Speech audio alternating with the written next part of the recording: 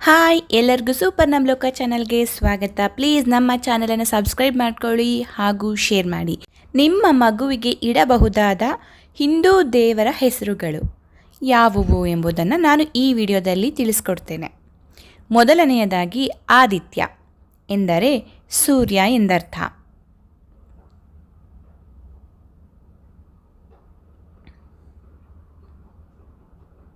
ಎರಡನೆಯದಾಗಿ ಅವನೀಶ್ ಎಂದರೆ ಲಾರ್ಡ್ ಗಣೇಶ ಅಂದರೆ ಗಣಪತಿ.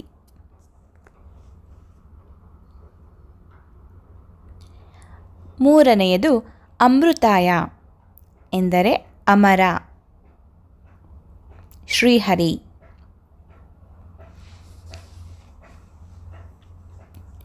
ನಾಲ್ಕನೆಯದಾಗಿ ಅಪರಾಜಿತ್ ಎಂದರೆ ಶ್ರೀಕೃಷ್ಣ.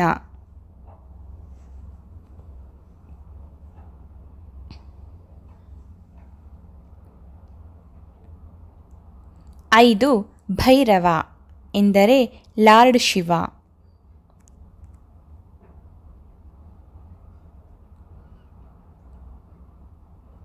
ಆರು ಪರೇಶ್ ಎಂದರೆ ಶ್ರೀರಾಮ.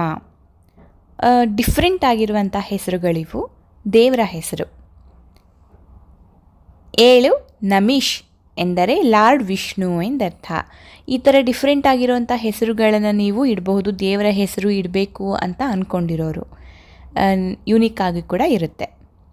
8 ಧನಂಜಯ ಎಂದರೆ ಅರ್ಜುನ ಅಥವಾ ಸಂಪತ್ತನ್ನು ಗೆಲ್ಲುವವ ಎಂದರ್ಥ.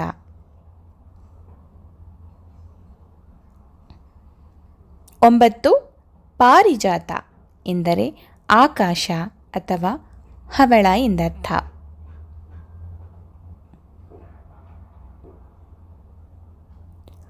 10 ರುದ್ರ.